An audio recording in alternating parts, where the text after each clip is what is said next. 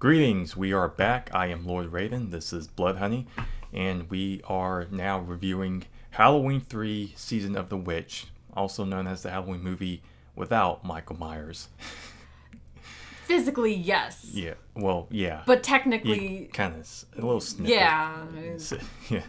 doesn't really count. Yeah. Well, this movie it's about a guy named Dr. Chalice, who after a mysterious murder occurs at his hospital, he goes on to try to investigate the ordeal and to kind of come across this sort of conspiracy with the Silver Shamrock Company, and a whole lot of weird, creepy, mysterious things ensue. Now, as you may have known reviewing the previous two, I am very familiar with the Halloween franchise. She is not.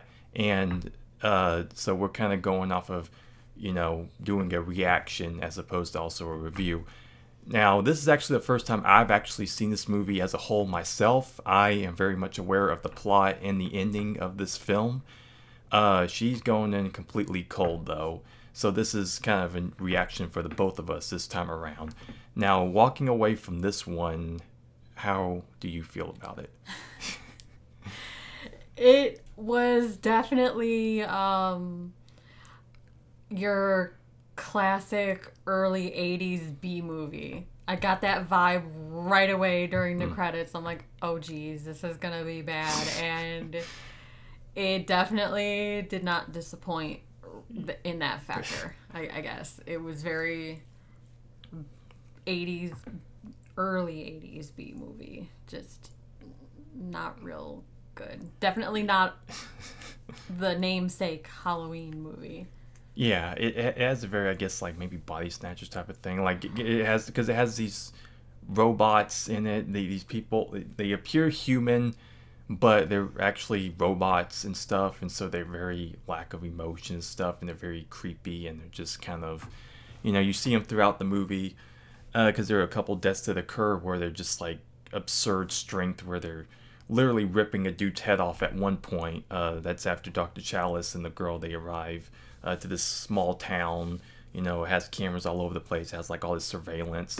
And so you have the company, the Silver Shamrock Company there, and so that's when you really start to get a lot of that eerie vibe of like, okay, what is going on?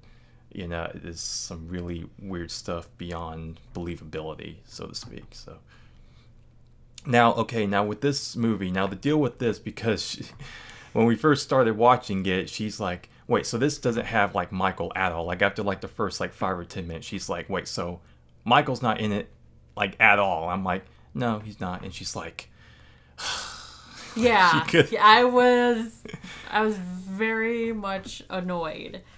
Mm-hmm. It was, I mean, he did say it was going to be different, and it definitely was. I did say that. It was, yeah. Well, see, now this is what makes this review perfect, is because that was pretty much the audience reaction when this movie was released after Halloween 2. Now, even though I never watched it all the way through, again, I knew the deal, so I've had a lot of time to kind of understand what the deal is with this movie and just kind of look at it as its own thing.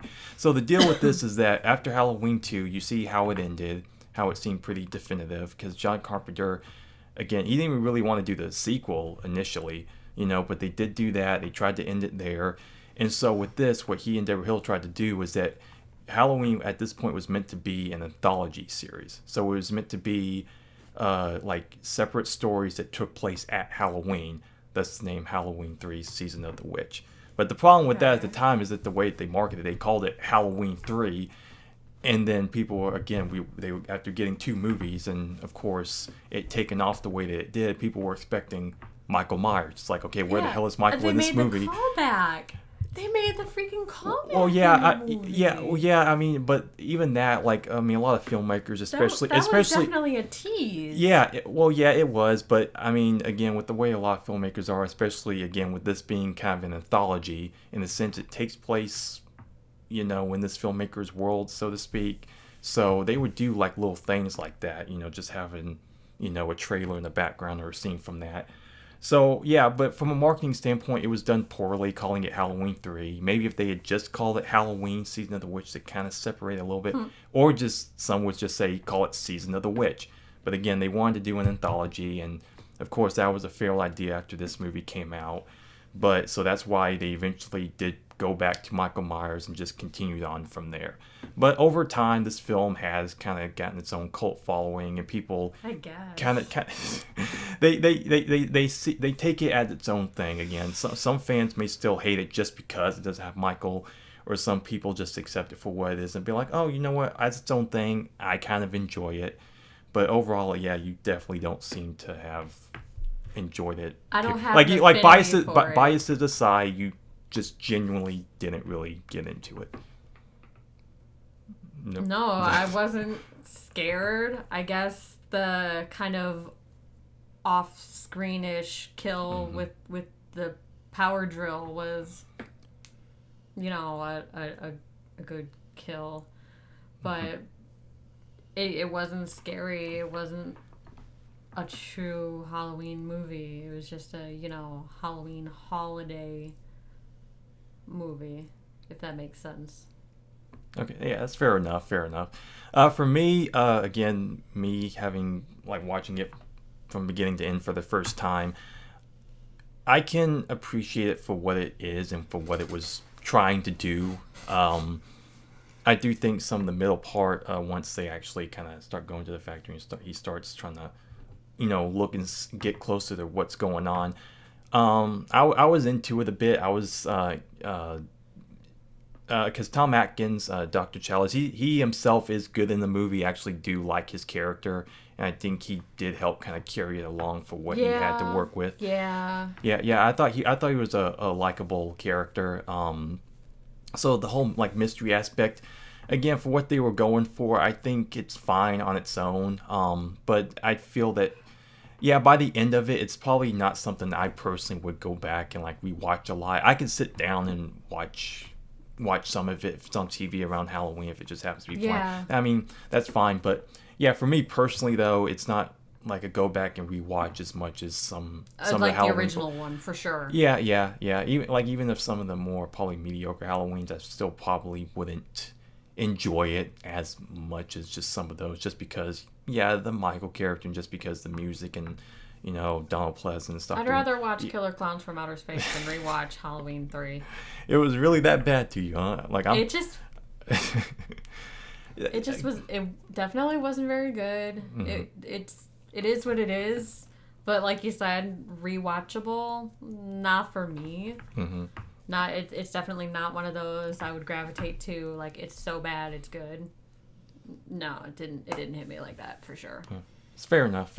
Yeah, because again, over time, people have developed their own opinions about it. Again, you know, just giving it a fair shake, knowing the history behind this, you know, judging it as its own thing. It's, you know, it's fine for me. Like I said, if it failed on a few notes, just because, like, the movie itself, I wouldn't say it's nowhere near as good as the actual Halloween. But if it was just released as Season of the Witch, I wonder the history behind it, if it would have still have garnered enough of the following that it did, not having the Halloween name attached to it, or if it would have just been kind of a forgotten science fiction. Yeah. You do kind of wonder about that, but with the history being what it is, and any box set that comes out, you know, that has all the films, especially the one done by Shout Factory a few years ago, when it has all the movies together. You know, of course, this is in it, though it's not a Michael film. It is technically a part of it. So for that alone, you know, it is, you know, more aware.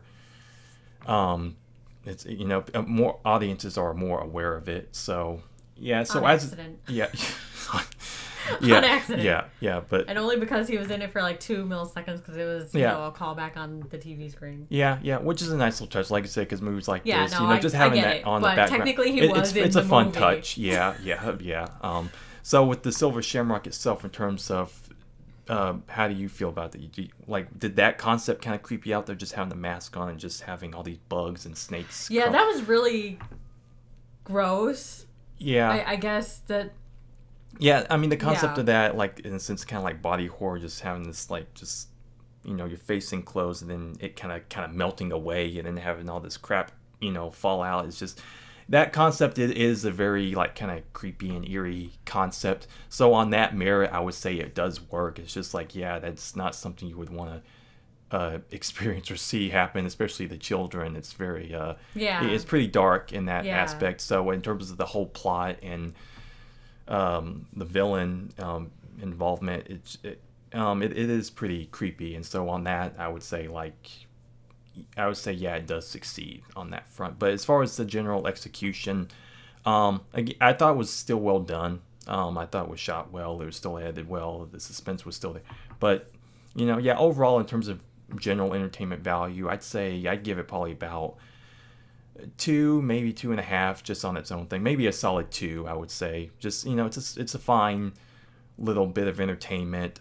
Again, judging it on its own merits. Just not something I would personally want to go back to. Now, how would you rate it? I would probably have to agree.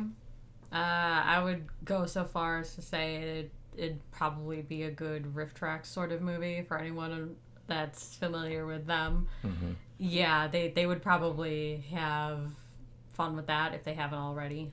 I haven't looked, but it would probably be entertaining, at least a little more funny. Yeah. Yeah. So Halloween 3: Season of the Witch, it's definitely an interesting movie. Just being attached to this franchise, and that's the thing. It's just that's what I enjoy about the history behind a lot of these older franchises and stuff, and knowing when they try to turn away from something like that, because you see it constantly. Like, for my knowledge, at least, with either directors and producers, just how they become attached to something and then they start to try to veer in different directions, and then certain things don't work, and then they try to go back to this, and then later on down the line they start doing just what typically becomes a jumbled mess in terms of direction, where they take a character or where they take a franchise. Star Wars. Oh, sorry. Okay. With that said, we try to lack the controversy around. We don't speak of certain things. Yeah, but with that said, yeah, it was a fun little viewing experience. If you're watching this, we hope you enjoyed. Please be sure to check out our previous reviews of Halloween 1 and 2. We will definitely continue on with this review series, and eventually down the line we'll jump to other films such as Nightmare on Elm Street, Friday the 13th, amongst other things, but right now this is just our focus. So with that said, we thank you very much for watching, and we'll see you next time.